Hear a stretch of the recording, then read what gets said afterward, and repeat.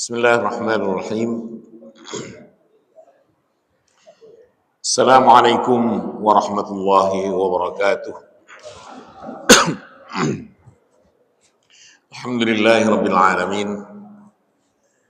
Alladzi lahul hamdu fis samawati wal ard walladzi lahul hamdu fil akhirati wal ula walladzi lahul hamdu ala kulli halin wa ala kulli lisan.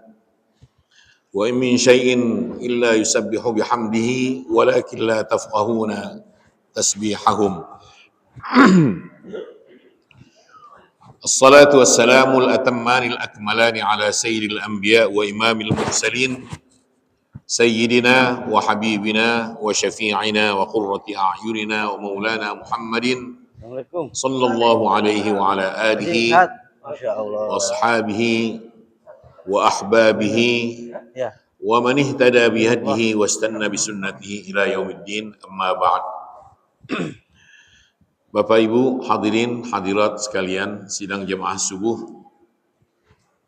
Masjid Raya Cibubur Country yang insyaallah senantiasa dalam dekap kasih dan sayang Allah selalu, dalam keberkahan dari Allah Subhanahu wa taala. Amin ya rabbal alamin.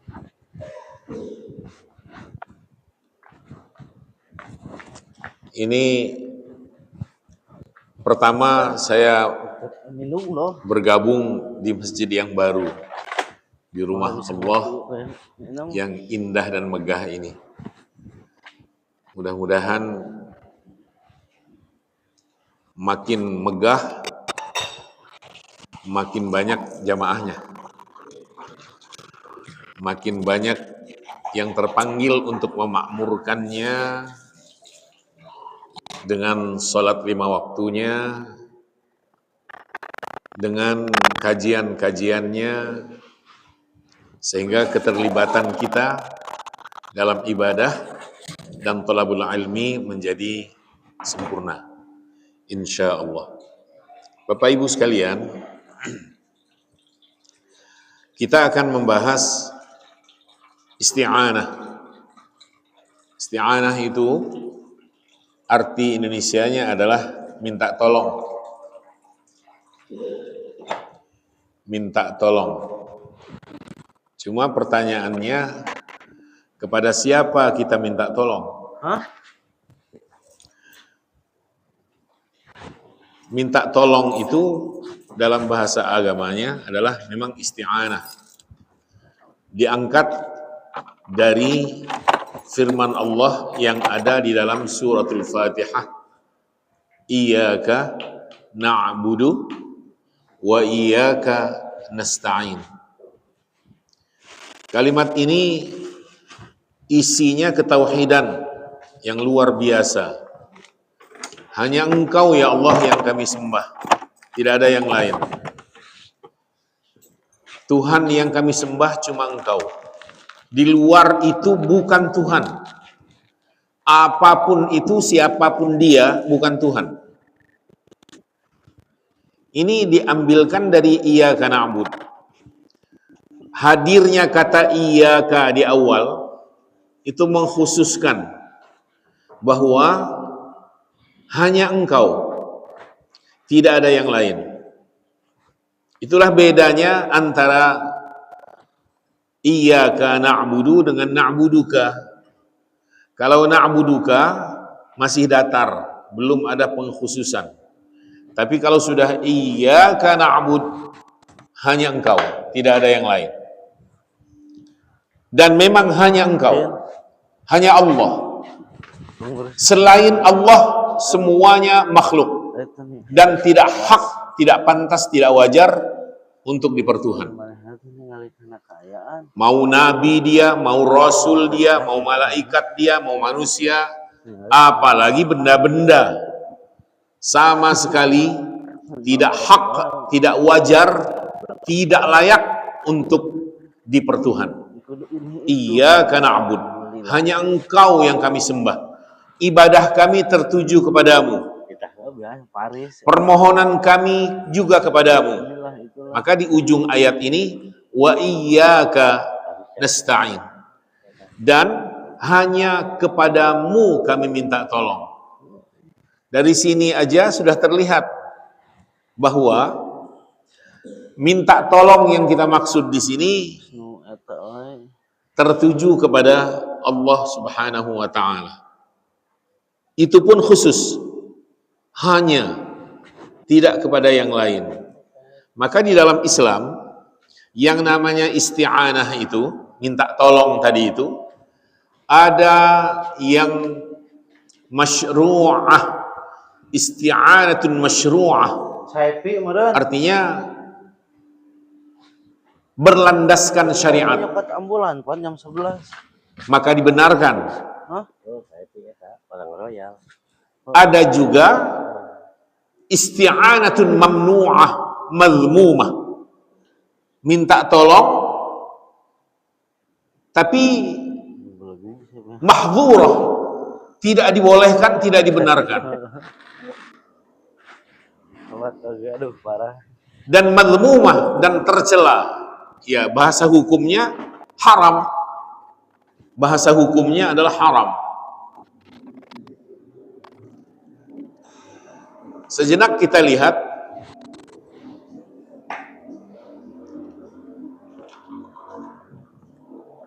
isti'anah yang diperintahkan atau yang dibenarkan secara agama itu apa? Yang pasti minta tolongnya hanya kepada Allah. Dalam hal apa yang dibolehkan? Yang dibenarkan? Yang pertama, isti'anah minta tolong kepada Allah dalam hal-hal yang hubungannya dengan ketaatan. Ya Allah, kuatkan kami dalam ibadah. Ya Allah, bantu kami untuk pandai bersyukur. Itulah kalimat yang sering kita ucapkan. Allahumma a'inna ala dzikrika wa syukrika wa husni ibadatik. Yang artinya, ya Allah, tolong kami, bantu kami, kuatkan kami ala dzikrika, untuk mengingat kemahabesaran-Mu, menyebut asma-Mu, wa syukrika, tolong kami ya Allah agar kami pandai bersyukur kepadamu atas karunia-Mu, atas segala limpahan kebaikan-Mu, wa husni ibadatik, dan tolong juga kami untuk membaguskan, meningkatkan kualitas ibadah atau pengabdian kami kepadamu. Kenapa hal-hal begini harus minta tolong? Jawabannya, karena kita lemah. Ketika seseorang bisa membaca Al-Quran dengan rapih, dengan fasih, dengan baik, itu bukan karena dia hebat,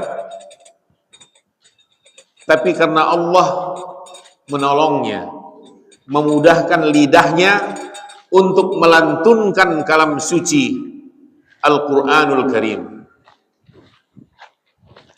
Kita bisa hadir pada pagi semacam ini di rumah Allah yang megah ini, itu bukan karena kita hebat, bukan karena kita kuat dan sebagainya, tapi karena Allah menolong kita, menggerakkan hati kita untuk bangun pagi, menggerakkan kita untuk bersuci, menggerakkan kita untuk melangkahkan kaki atau berkendara menuju rumah Allah ini, menggerakkan kita untuk ibadah. Kalau bukan karena Allah yang menggerakkan, kita nggak bisa, kita lemah. Berapa banyak orang sekarang ini, jam segini ini, yang masih ngorok di tempat tidurnya masing-masing. Kenapa? Allah tidak menolongnya, Allah tidak membantunya, dan dia pun manusianya tidak berharap pertolongan Allah untuk itu. gerak hati nggak ada, keterbukaan diri untuk menyambut panggilan Allah juga nggak ada, sehingga akhirnya yang terjadi pembiaran dari Allah. Silahkan, nggak usah kalian bangun, nggak usah kalian ibadah, karena Allah nggak mau menolongnya, tidak mau menolongnya. Nah, maka kita diminta oleh agama, oleh Islam ini, oleh Al-Quran dan Sunnah Rasulullah, minta tolonglah kepada Allah untuk hal-hal yang hubungannya dengan ketaatan. Kalau bukan karena pertolongan Allah, kita nggak bisa. Kita lemah untuk ibadah, gangguannya banyak. Kalau bukan karena Allah yang menolong kita, sulit rasanya kita bisa beribadah kepadanya. Susah juga untuk membaca Al-Quran, malas minta ampun. Kalau bukan karena Allah yang menolong dan meringankan kita untuk tilawah, Allah bukakan jalan untuk kita memperoleh pahala kebaikan yang berlimpah melalui ibadah kita, melalui tilawah kita, dan seterusnya. Ini satu. Ini minta tolong yang dibenarkan dalam agama. Yang kedua, minta tolong kepada Allah dalam segala urusan duniawi. Kita hamba yang mengakui kelemahan diri. Urusan kita di dunia banyak, mulai dari yang sekecil-kecilnya hingga yang besar. Tentu, kalau bukan karena Allah memberikan pertolongannya kepada kita, mungkin juga kita akan lemah dalam menjalankan aktivitas keseharian kita, dalam hubungannya dengan diri dan keluarga. Sehingga kalau kita lemah, keluarga nggak terurus dengan baik, anak-anak tidak tersantuni, tidak ternafkahi, karena kita lemah. Maka dalam konteks urusan duniawi, mohonkan pertolongan Allah. Rabbi yassir, ya Allah mudahkan. Wala tu'assir, jangan sulitkan ya Allah. Fa inna taysira kulli asir, karena memudahkan semua yang sulit, alaika, bagimu ya Allah, yasir, mudah. Yang kedua. Yang ketiga, memohon pertolongan kepada Allah Subhanahu wa ta'ala dalam kaitannya dengan hal-hal yang di luar kemampuan kita untuk menjalankannya. Kita keluar rumah, sudah dikunci dan sebagainya. Yang terkait dengan api sudah kita padamkan. Apakah ini sudah pasti aman? Wallahu a'lam. Dari situ kita minta tolong. Minta tolong di sini sama dengan tawakal. Berserah. Tawakal dengan isti'anah ini sama dalam kaitannya dengan seperti ini. Hanya hubungan antara umum dan khusus aja. Sama dengan isti'adzah. Maka istilah lain yang ada hubungannya dengan minta tolong, pertama doa. Doa itu artinya minta tolong. Yang kedua, ada kata yang punya hubungan dengan isti'anah, yaitu isti'adzah. Isti'adzah itu minta perlindungan. Minta perlindungan kepada Allah dari segala keburukan, dari segala kejahatan, dari segala musibah, malapetaka, siksa, kita berlindung kepadanya. Isti'adzah adalah bagian dari isti'anah. Yang ketiga, istighatsah. Istighatsah itu kata yang punya hubungan dengan isti'anah. Kalau isti'anah sifatnya umum, istighatsah khusus. Apa istighatsah? Istighatsah itu artinya minta tolong kepada Allah dari segala macam hal-hal yang berat yang potensial menimpa, musibah, penyakit, mewabah dan sebagainya. Istighatsah namanya. Ada tragedi nasional yang sangat membuat keadaan mencekam dan menghantui. Kita istighatsah. Biasanya dalam bentuk kelompok, jamaah, satu lapangan, satu masjid, dan di berbagai tempat, semua istighatsah kubra. Mohon kepada Allah agar supaya dijauhkan dari hal-hal yang berat, musibah-musibah besar yang potensial terjadi menimpa. Itu istighatsah. Yang terakhir, yang ada hubungannya dengan isti'anah adalah tawakal tadi. Maka tawakal bagian dari minta tolong. Bapak Ibu sekalian, ini semua dibenarkan oleh agama. Namanya isti'anah masyru'ah. Isti'anah yang berlandaskan syariat, yang dibenarkan secara hukum agama, dengan catatan tertuju kepada Allah Subhanahu wa ta'ala. Lalu isti'anah, minta tolong yang tidak dibolehkan itu seperti apa? Atau tercela sifatnya. Isti'anah madhmumah mahdzurah. Minta tolong yang dianggap menyimpang, tercela secara agama dan secara hukum fikih bahkan haram. Pertama, minta tolong kepada kuburan. Hati-hati, banyak orang yang salah dalam memohon pertolongan. Dia datang ke kuburan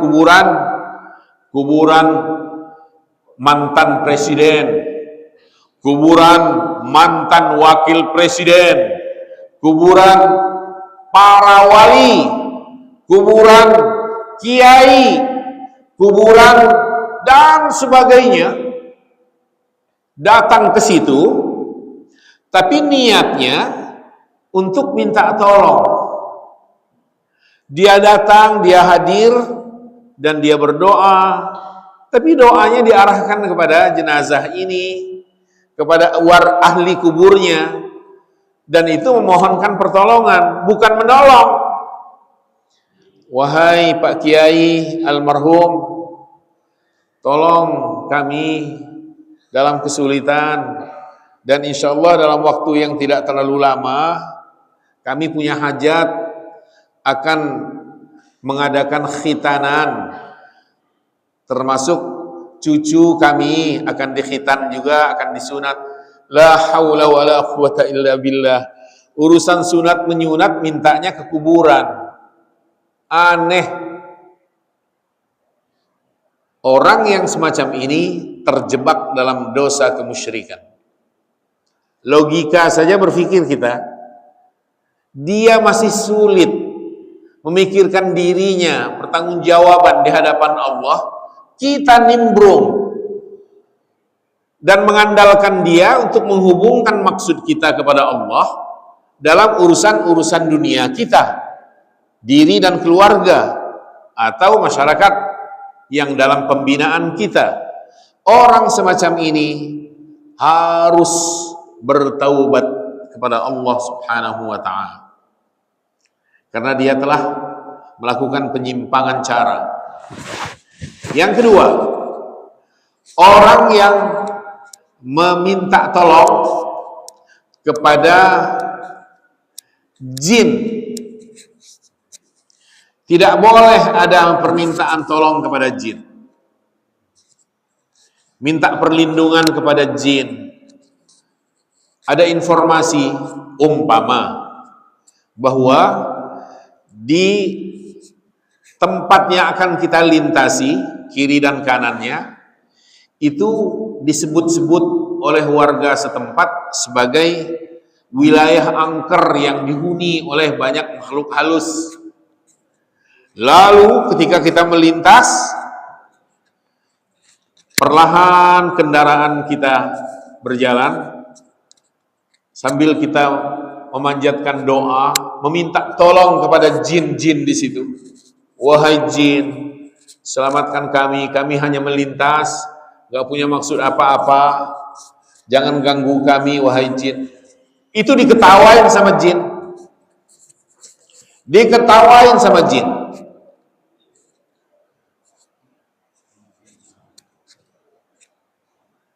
Wazaduhum rahaqa, hanya kian menambah dosa. Kana rijalun minal ins ya'udzuuna birijali minal jin. Ada yang manusia minta tolong kepada jin. Dan kata Allah, itu hanya kian menambah dosa mereka aja. Nggak ada guna. Karena salah dalam hal meminta pertolongan. Dan hukumnya haram. Tidak boleh.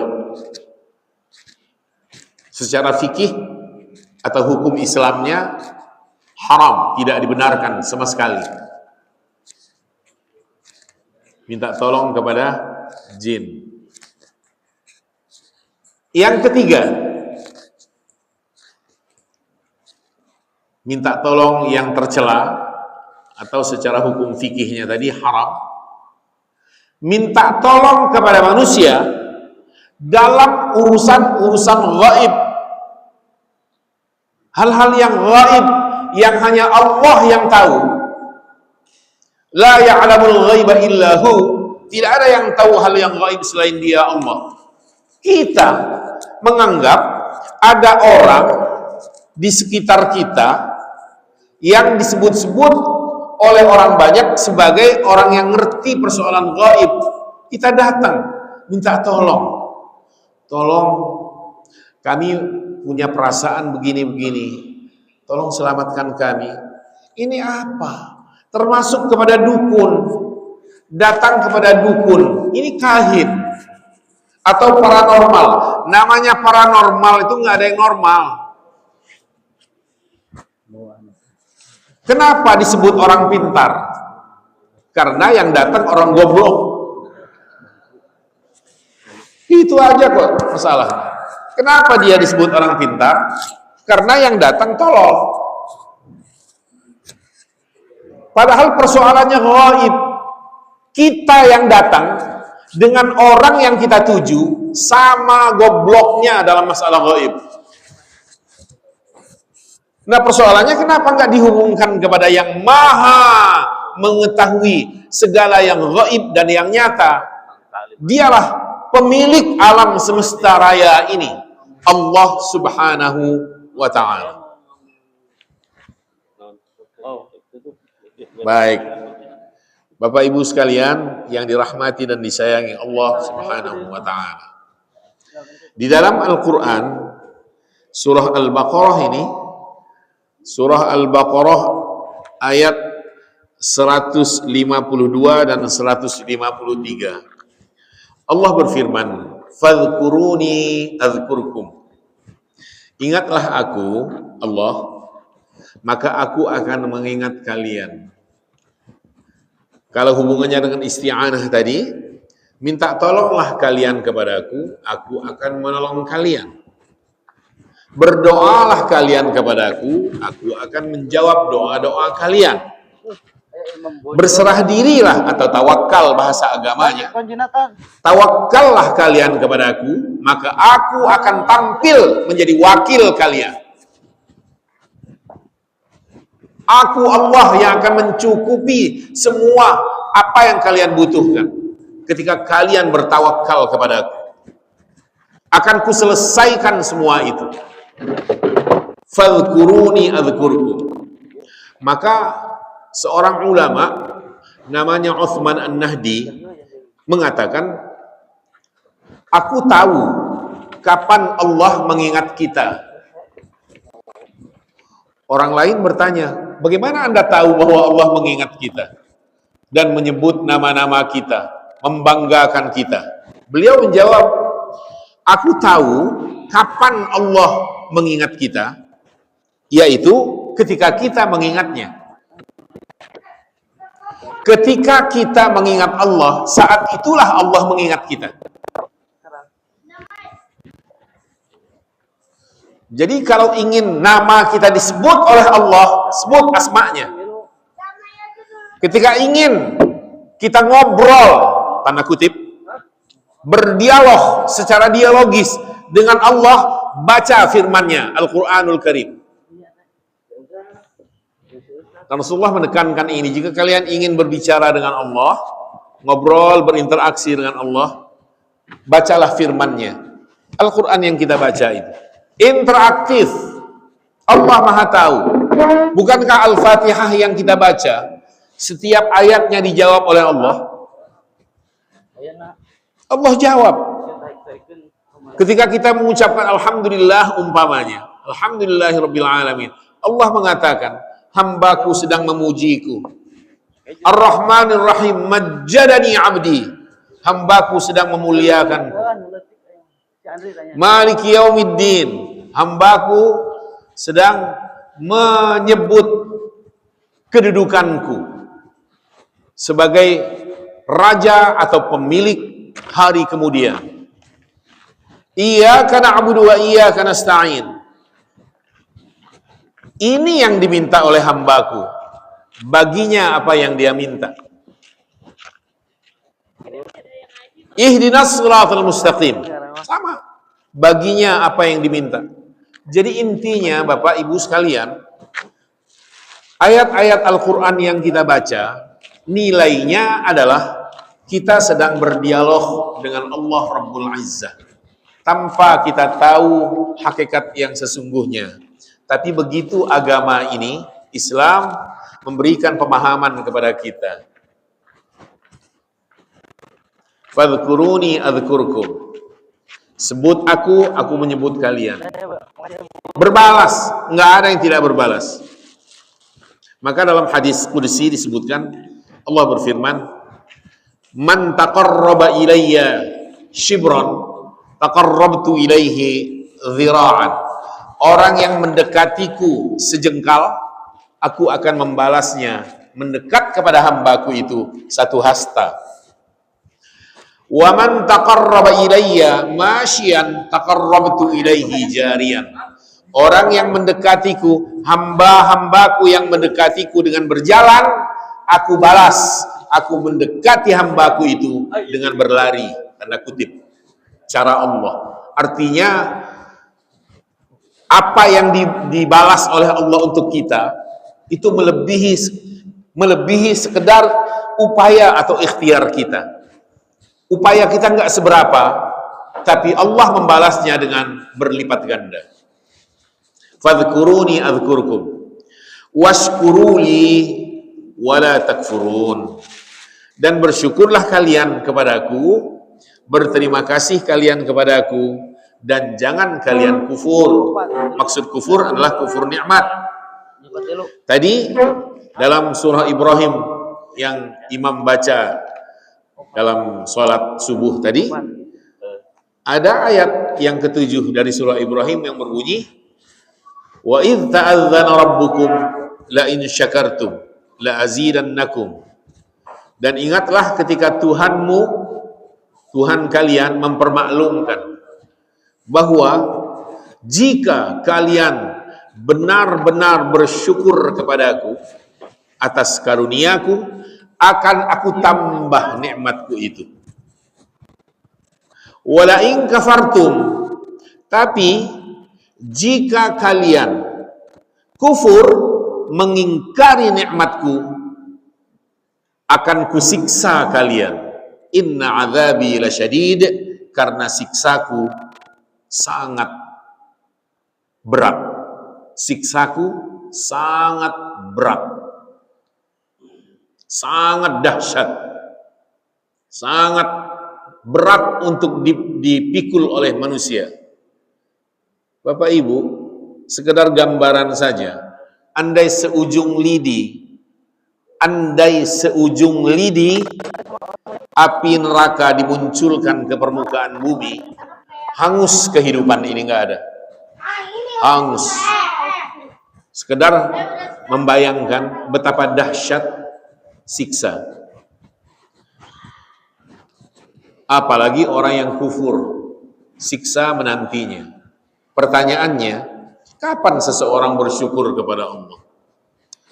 Ya, pertama ada kesadaran bahwa nikmat apapun yang kita rasakan, yang sampai kepada kita, sumbernya adalah Allah Subhanahu wa ta'ala. Walau datang dari kiri kanan, walau datang dari muka belakang, gak ada urusan itu semua, itu hanya jalannya aja, itu hanya alat saja. Hakikatnya semua karunia yang sampai kepada kita, sumbernya adalah Allah Subhanahu wa ta'ala. Ini satu tanda bahwa kita bersyukur, ada kesadaran bahwa Allah sumber segala nikmat. Yang kedua, selama nikmat Allah itu ada pada kita, selama itu kita tidak menggunakannya untuk melawan Allah. Penglihatan ini adalah nikmat dari Allah. Pendengaran kita adalah nikmat dari Allah. Sekedar contoh ini. Selama penglihatan dan pendengaran, dan ini sekali lagi karunia Allah, masih ada pada kita dan kita rasakan itu, selama itu kita tidak menggunakannya untuk bermaksiat kepada Allah. Itu namanya kita bersyukur atas karunia penglihatan, karunia Allah dalam bentuk pendengaran. Belum lain-lain. Berpikir, batin kita, kedua tangan, kedua kaki kita, dan seterusnya.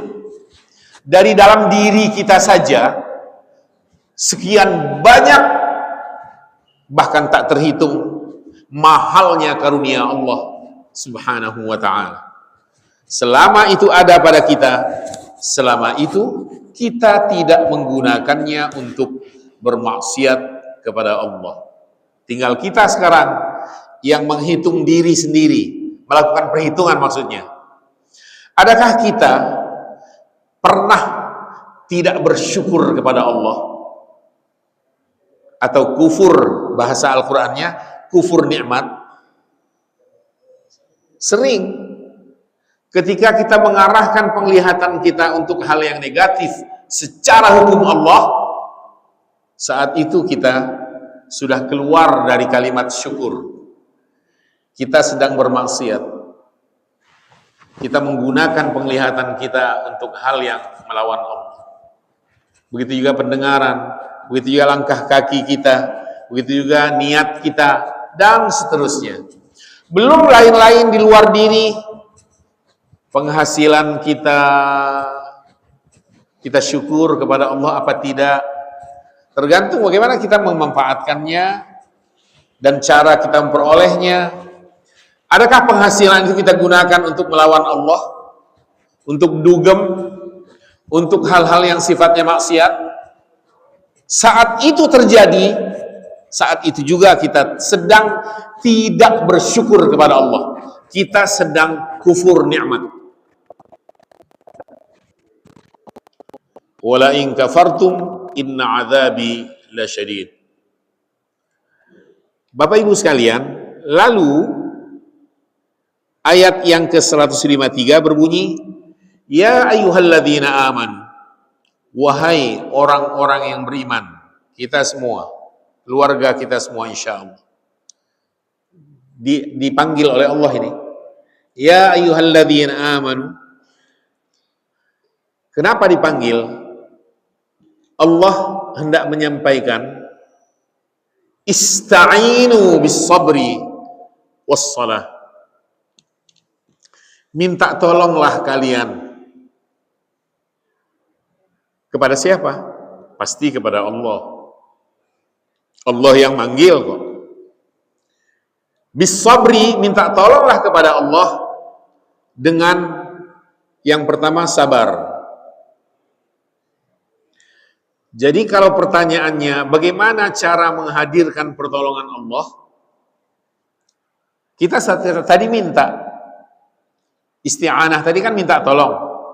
Bagaimana supaya pertolongan Allah cepat sampai kepada kita?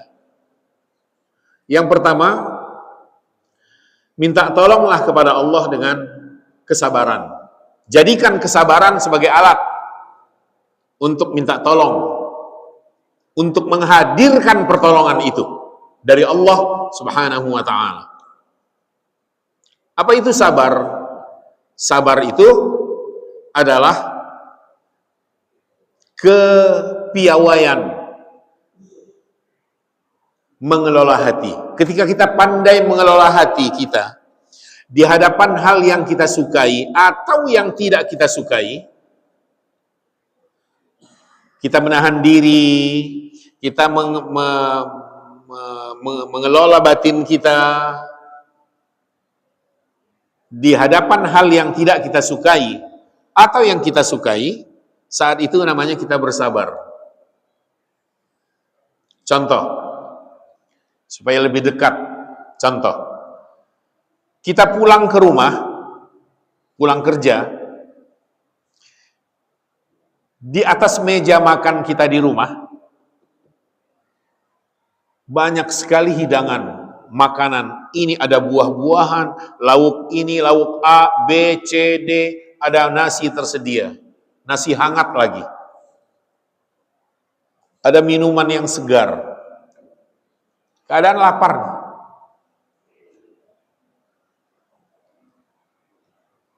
Pemandangan kedua,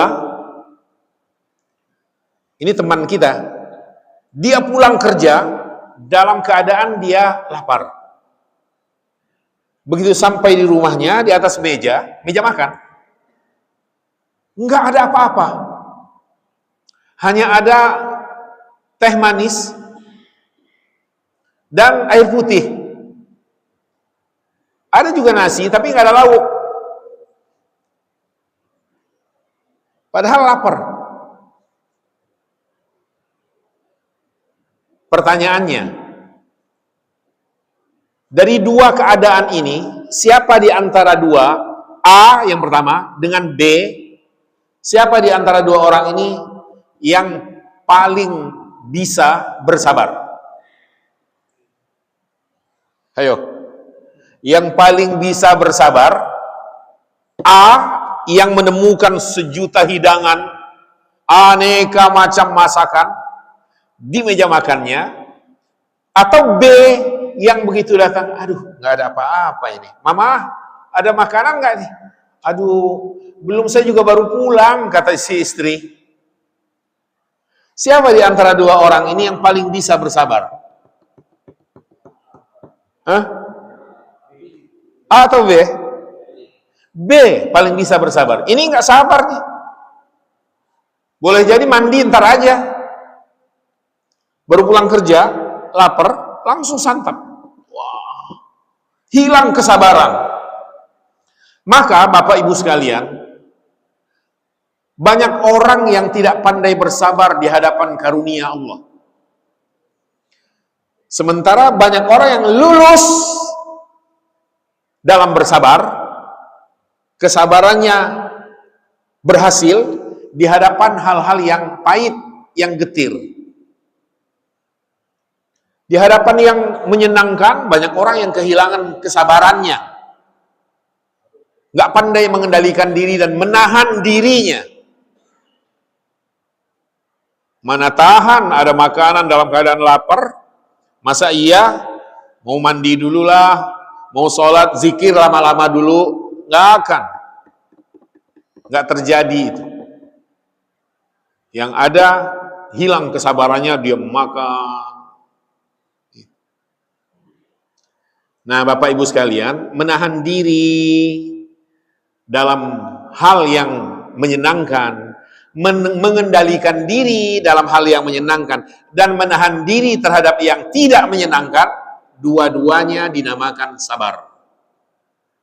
Minta tolonglah kepada Allah untuk hadirnya pertolongan, gunakan media kesabaran. Karena Allah bersama orang-orang yang bersabar itu. Bersabar bukan berarti lemah. orang yang gagah perkasa di medan pertempuran, siap mati melawan musuh, itu namanya orang sabar. Jangan diasosiasikan bahwa yang namanya atau dipersepsi lah bahwa kesabaran itu kita lemah, duduk berpangku tangan, enggak punya gerak sana sini. Enggak, bukan itu. Bukan itu. Tergantung situasi keadaannya. Di medan pertempuran, semua pejuang namanya berada dalam kesabaran. Orang yang tidak mau terjerumus dalam maksiat, dia ingin agar bersih diri, orang semacam ini juga sabar. Namanya iffah. Orang yang tidak membocorkan rahasia, dia tahan betul, walau terhadap istri, atau kalau dia istri, walau kepada suaminya, karena ini rahasia milik orang lain yang harus dijaga, dia simpan betul-betul. Orang ini namanya sabar. Tapi kalau ada si A curhat tentang keadaan rumah tangganya atau kondisi dirinya, bla bla bla bla, lalu berpesan, tolong ya Pak, ini sebatas kita berdua aja, jangan ada yang lain yang tahu. Iya, siap. Sampai di rumah, ngomong, panggil istrinya. Tadi saya ngobrol sama si A, tapi tolong jaga nih, khusus kita berdua. Judulnya khusus kita berdua. Malah kalau itu tidak baik, ditambahin. Ada bumbunya. Mohon maaf, ini bukan kita ngomongin kejelekan orang. Terus ngomongin apa dong? Itu kejelekan orang. Cuma Anda gunakan kemasan yang begitu. Dikemas dengan kalimat, mohon maaf nih, bukan berarti kita sedang bicara hal-hal yang jelek tentang orang lain. Tapi ini nyata, cuma tolong dijaga baik-baik. Orang yang gampang sekali membukakan rahasia semacam ini namanya orang yang hilang kesabaran. Nah, jadi orang yang menyembunyikan rahasia, bahasa agamanya katum, kitmanus sir. Orang yang menyembunyikan rahasia, menyimpannya dengan rapih sesuai dengan amanah yang disampaikan kepada orang yang punya rahasia tadi. Orang semacam ini namanya orang yang bersabar. Sta'inu bis sabri. Media kedua agar pertolongan Allah hadir adalah as-salat. Salat apa? Salat fardu jika sampai waktunya. Salat sunnah apapun. Salat ini semuanya adalah media untuk menghadirkan pertolongan Allah dalam segala hal. Maka Rasulullah sallallahu alaihi wasallam idza hazabahu, kalau beliau tertimpa kesulitan, al-karab, hal-hal yang bikin pusing, berpikir berat, beliau ketika dihadapkan kepada persoalan atau kemelut masalah yang begitu rumit, hazabahu amrun fafazi'a ila shalah, beliau bersandar kepada salat, segera badara ila shalah, menyegerakan salat 2 rakaat sunnah mutlak umpamanya, dia minta kepada Allah, setelah itu berdoa, ya Rabbi, salatnya itu menghadirkan pertolongan Allah. Ini yang kedua, cara menghadirkan pertolongan Allah. Yang ketiga, agar pertolongan Allah itu cepat sampai kepada kita, gemar menolong sesama. Ada hadis dari Rasulullah SAW, wallahu fi aunil abdi ma kana al abdu fi auni akhihi. Allah akan menolong hambanya selama hambanya itu gemar menolong sesamanya. Kalau menolong sesama sangat potensial menghadirkan dengan cepat pertolongan Allah, apalagi kalau menolong keluarga, apalagi kalau menolong ayah bunda, orang tua tercinta. Maka nggak ada cerita seorang anak melarat hidupnya gara-gara terlalu rajin menolong ayah bundanya. Nggak ada itu. Yang ada seorang anak berkah hidupnya karena menolong ayah bundanya. Perhatiannya penuh untuk ayah bundanya. Ini yang ketiga. Pertama, hadirkan pertolongan Allah dengan kesabaran, hadirkan pertolongan Allah dengan salat, wasta'inu bis sabri was shalah. Yang ketiga, hadirkan pertolongan Allah dengan gemar menolong sesama. Yang terakhir, tolonglah Allah, maka Allah menolongmu. Dalam bahasa Al-Quran, in tansurullaha yansurkum wa yuthabbit aqdamakum. Jika kalian menolong Allah, Allah akan menolong kalian dan akan meneguhkan pendirian kalian. Enggak terombang-ambing. Istiqamah. Allah yang menolongnya. Menolong Allah itu bagaimana? Tolong agamanya. Ada pembangunan masjid, tolong pembangunan masjid. Bersedekah walau hanya dengan 5.000 rupiah satu kali Jumat. Satu kali Jumat 5.000 rupiah masukkan ke dalam tromol. Hatinya berkata, bergetar mengatakan, karena Engkau ya Allah hamba bersedekah untuk rumahmu. Kecil nominalnya, tapi besar nilainya di hadirat Allah, karena hati kita sudah condong kepadanya, menolong agama ini, menolong rumah Allah ini. Itu. In tansurullaha yansurkum wa yuthabbit aqdamakum. Tolonglah Allah, maka Allah akan menolong kalian. Cara Allah menolong macam-macam.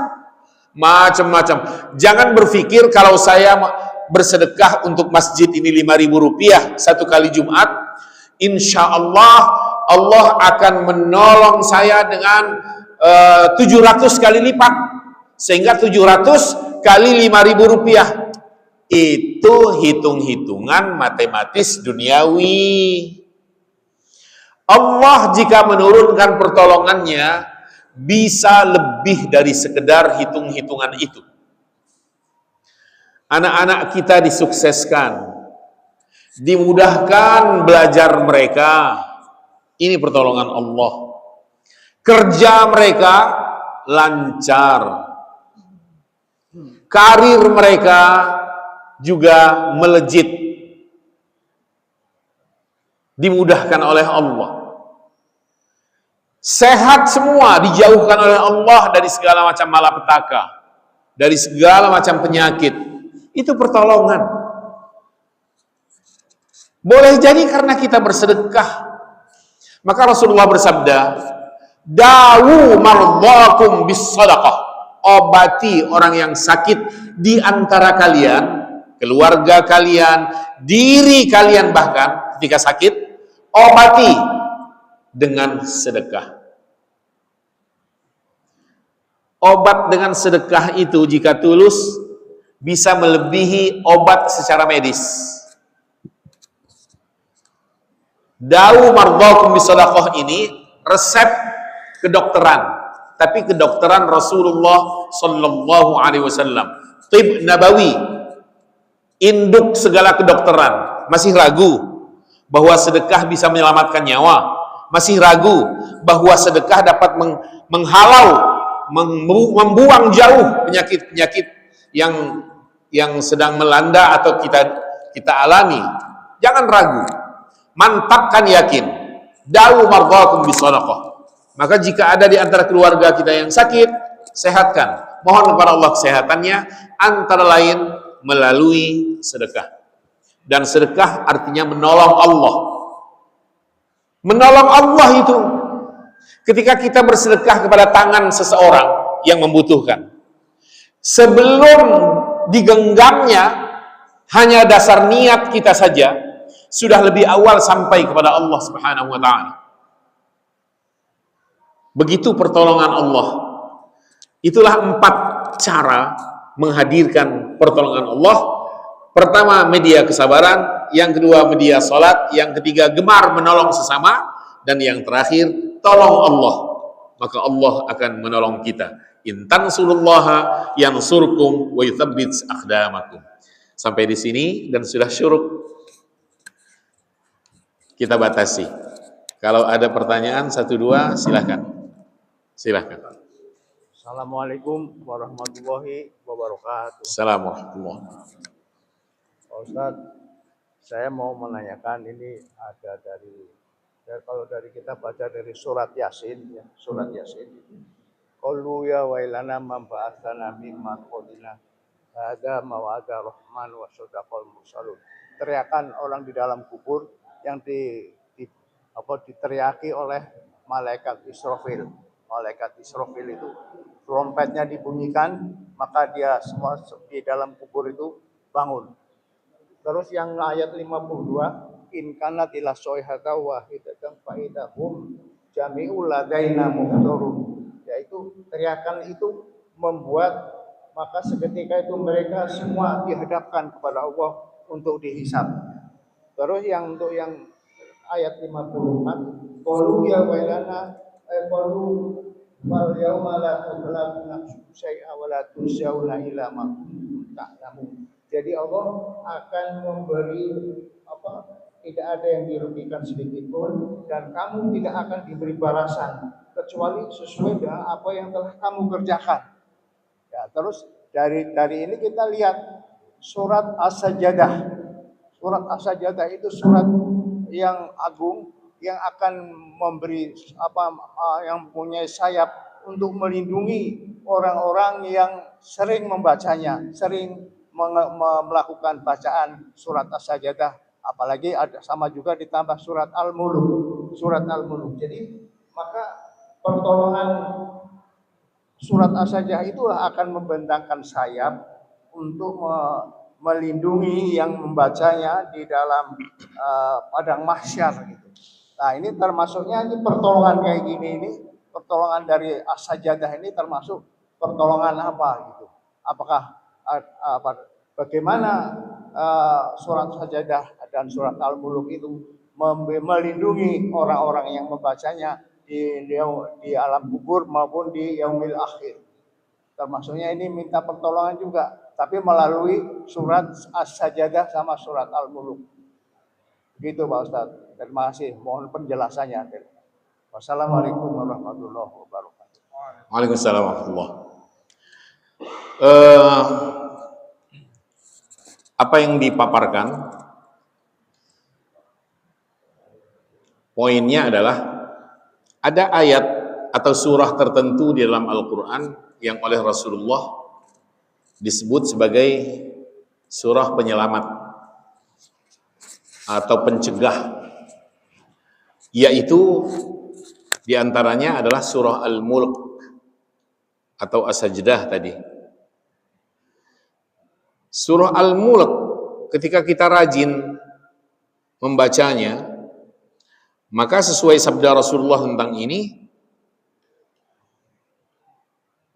surah Al-Mulk ini akan hadir menjadi penyelamat kita, penyelamat manusia yang membacanya dari siksa kubur, di alam kubur. Juga nanti atas izin Allah juga diselamatkannya dari siksa di akhirat nanti. Dari segala keadaan yang mencekam, yang menakutkan. Ya seperti tadi, in kanat illa sayhatan wahidatan fa idahum jami'un ladaina muhdarun. Satu kali teriakan malaikat, semua yang dari kubur bangkit dan dihadirkan ke hadapan pengadilan ilahi untuk dimintai pertanggungjawaban pada yaumul hisab, hari perhitungan nanti. Ayat-ayat Al-Quran yang dibacanya sesuai dengan sabda Rasulullah tentang ini, insya Allah tampil memberikan syafaatnya. Nah, terutama ayat-ayat tadi, surah-surah tadi, secara umum Al-Quran, karena Rasulullah juga dalam sabdanya menyebut Iqra'ul Qur'ana, baca oleh kalian Al-Quran, fa innahu ya'ti yaumal qiyamati syafi'an li ashabihi, karena ia akan datang memberikan pertolongan kepada orang yang rajin membacanya. Surah apapun, ayat apapun, terutama sekali surah-surah tertentu yang memiliki kekhususan atau keistimewaan tertentu seperti tadi.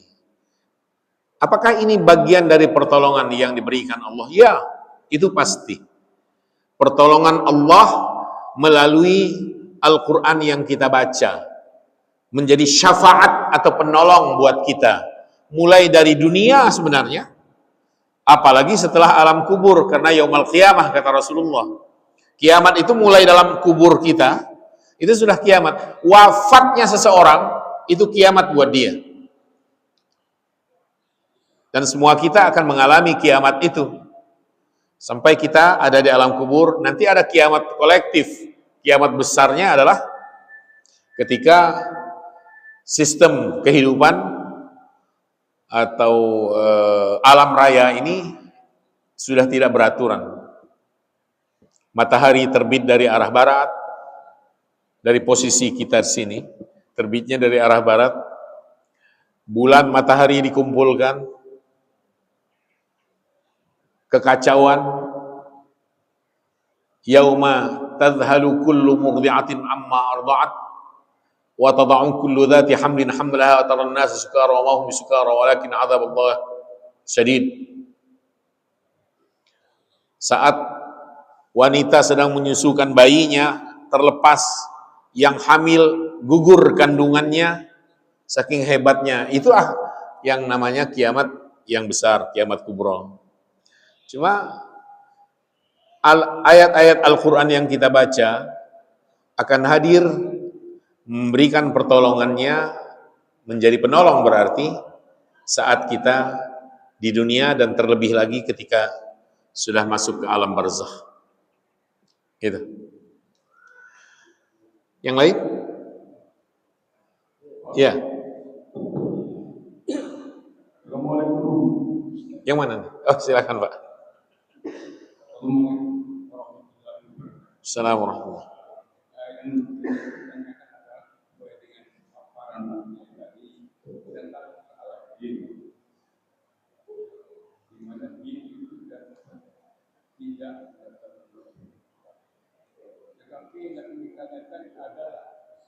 Sewaktu di zaman Nabi Sulaiman, di mana pada waktu itu singgasana Bilqis diangkat pada kerajaan Sulaiman.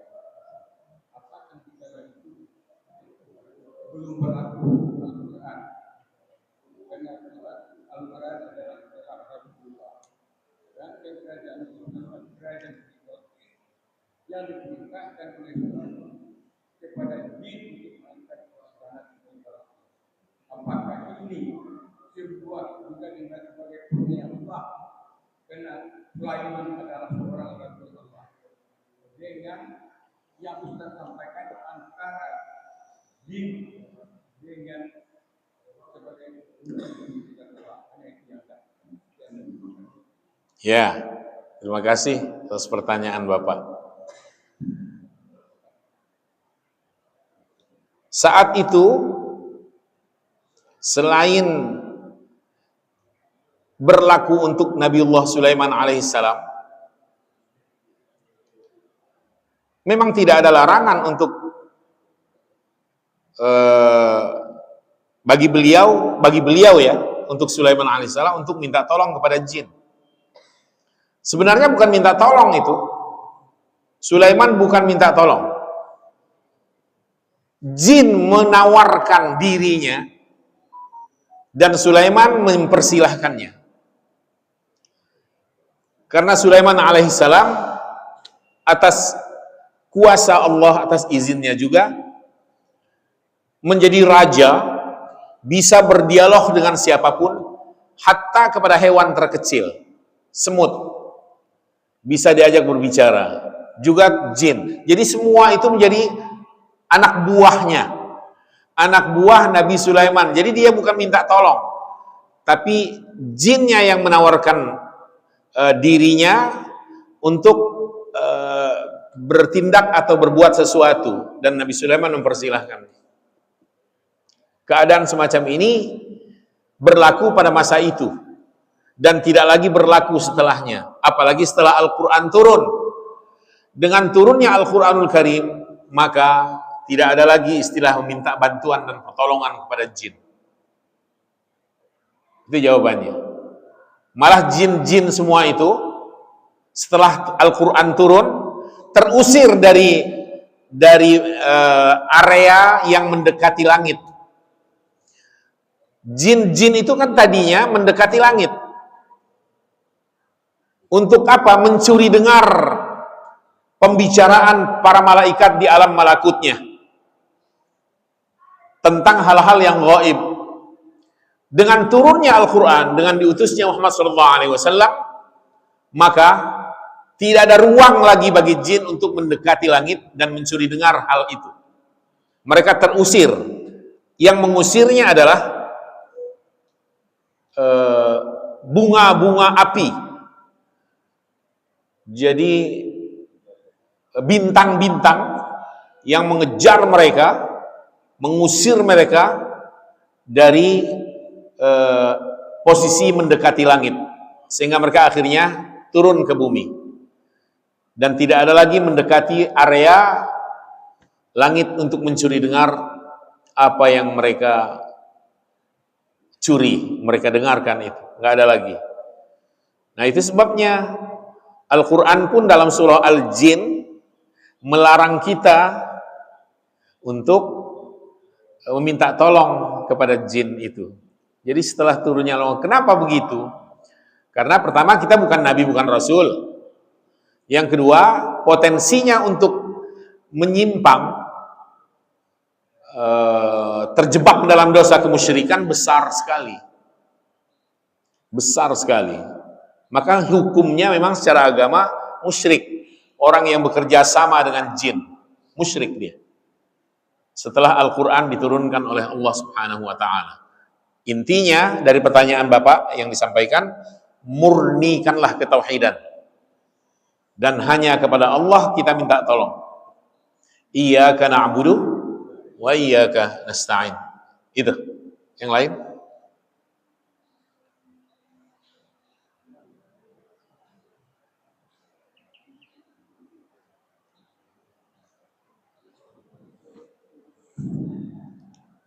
Assalamualaikum warahmatullahi wabarakatuh. Assalamualaikum.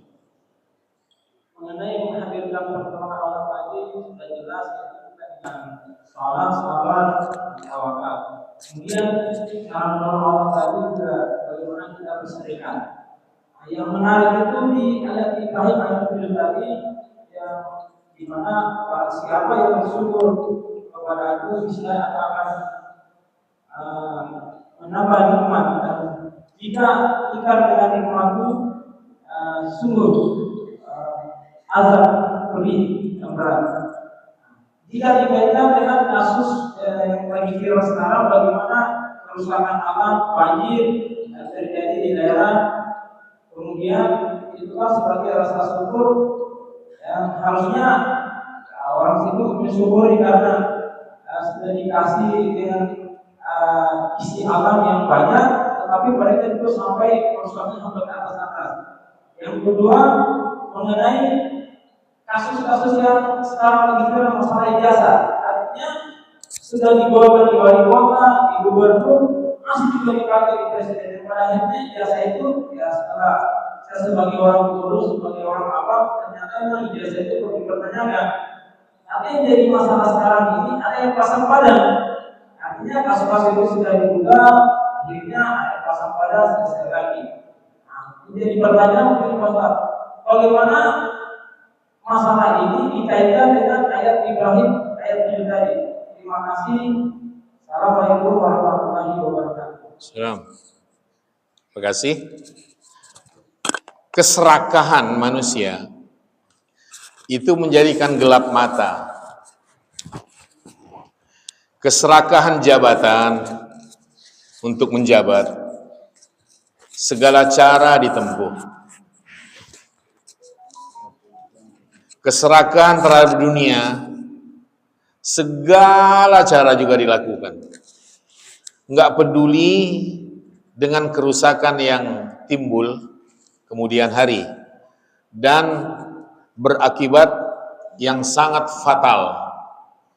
Termasuk masalah ijazah, kalau itu ijazah. Itu kan efeknya besar bagi umat, bagi negara ini. Jika memang akhirnya dinyatakan bahwa itu palsu, berarti kita pernah dipimpin oleh kepemimpinan yang tidak mempunyai ijazah semacam itu. Kita pernah diberi kebijakan-kebijakan yang menyalahi prosedur yang semestinya. Kesana nilainya. Keserakahan duniawi juga sama. Kenapa banjir bandang terjadi di mana-mana? Kuncinya itu karena keserakahan kepada dunia. Jadi mengeruk alam, kalau itu pembangunan, melakukan pembangunan tapi tidak berbasis lingkungan. Tidak berbasis lingkungan. Seharusnya berbasis lingkungan. Bagaimana menciptakan keadaan lingkungan yang baik, yang tidak terdampak oleh pembangunan yang dilakukan, kalau itu pembangunan. Atau tindakan-tindakan kita terhadap hutan dan sebagainya. Akhirnya begini yang terjadi. Bapak Ibu, air itu makhluk sama dengan kita, membutuhkan dimensi ruang dan waktu. Sebutlah contoh Jakarta aja. Kenapa Jakarta sering dilanda banjir? Pangkalnya di sana, di wilayah puncak sana, hutan-hutannya habis. Di Jakartanya juga wilayah-wilayah serapan air nggak ada. Serapan air yang tadinya rawa itu sudah ditutupi beton dan aspal. Membangun tapi tidak berwawasan lingkungan. Lupa bahwa air itu makhluk yang membutuhkan ruang dan waktu. Sama dengan kita. Rawa Mangun sudah menjadi seperti itu. Rawa Bokor menjadi seperti itu. Rawa Badak menjadi seperti itu. Rawa. Berubah semua. Sudah diganjal, sudah ditutupi dengan beton dan aspal. Hutan digundulin. Untuk juga pembangunan. Coba lihat. Dan keserakahan sekelompok orang tertentu. Ketika hujan turun, sangat lebat, dia kehilangan wilayah serapannya. Akhirnya, sesama air dari tempat A, air yang mengalir dari B, air mengalir dari C, mereka rembuk, tanda kutip. Kira-kira air A mengatakan, kamu ngalirnya kemana? Tahu, kata si B, gue bingung. Manusia ini brengsek semua. Saya seharusnya lewat sini loh katanya. Ditutup. Saya seharusnya ngalirnya ke situ terus hilang, tenggelam. Karena rumah saya di dalam tanah sana. Ditutup juga pakai aspal sama beton. Nah terus gimana sikap kita? Kata air. Air A, air B, air C nih. Akhirnya mereka setelah melakukan perundingan mengatakan, udah kita habisi aja tempat mereka. Lu bagaimana? Gua, kata si A, gua mau nginep 3 hari 3 malam aja di rumah-rumah mereka. Masuk sampai ke genteng loh itu.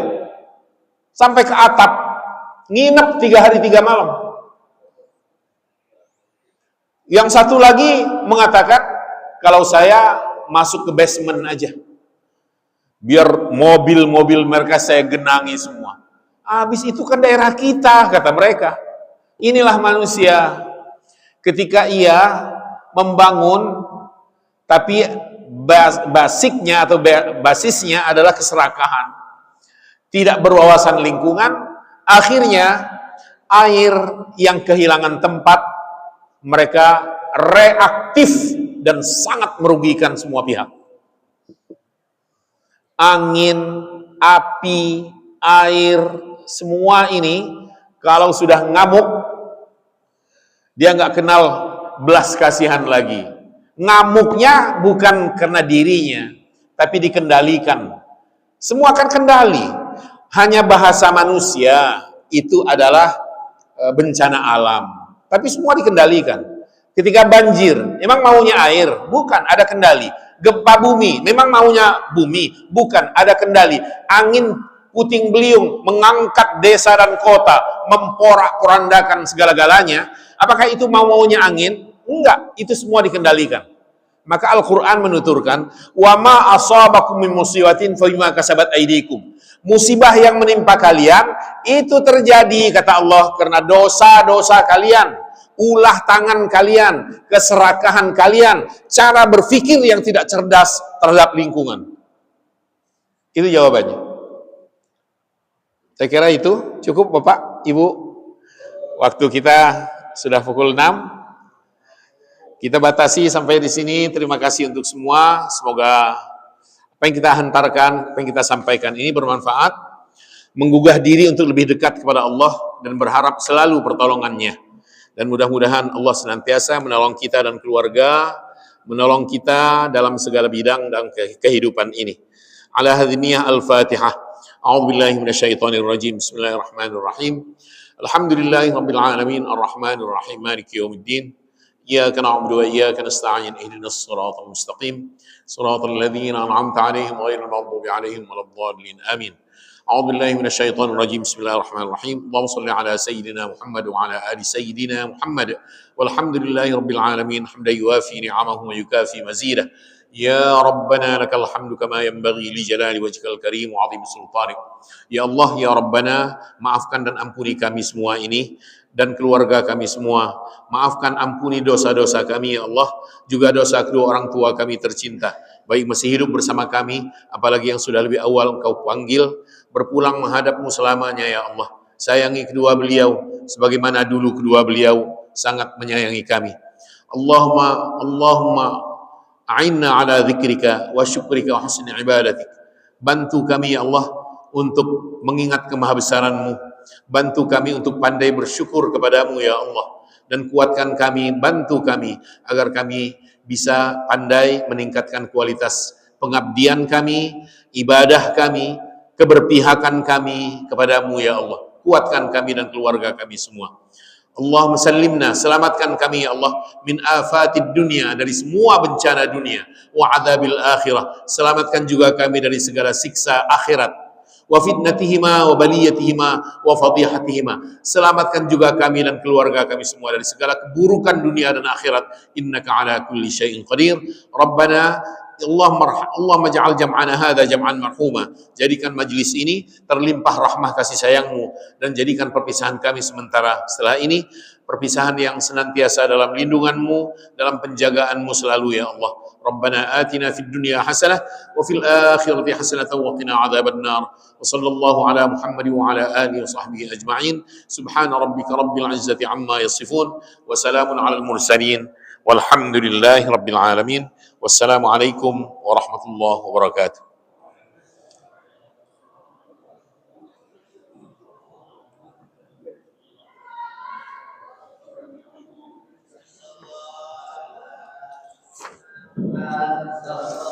Subhanallah. Terima kasih, Pak. Jazakumullah. Terima kasih, Pak. Sama-sama. Waalaikumsalam warahmatullahi wabarakatuh. Sama-sama, Bapak. Bapak sehat selalu, insyaallah.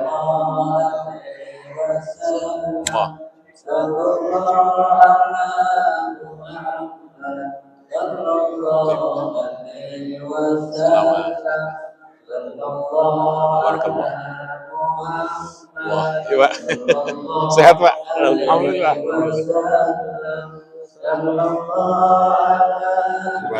Sama-sama. Sehat ya. Alhamdulillah. Sehat.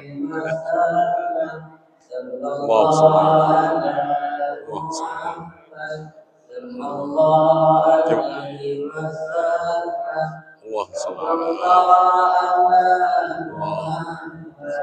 Ya, afwan. Ya, sama-sama. Jazakumullah.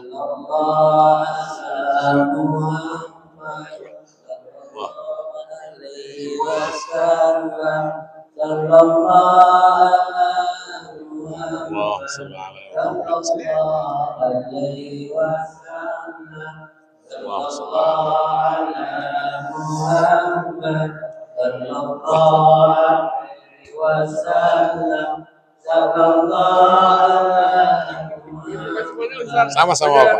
Jazakumullah. Allah. Coba.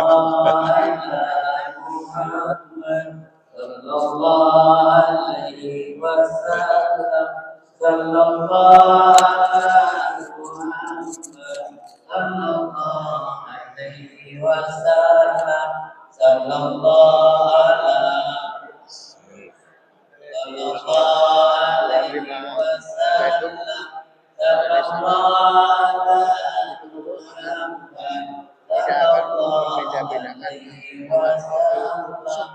satu faktor tapi ditutup jatah itu selesai.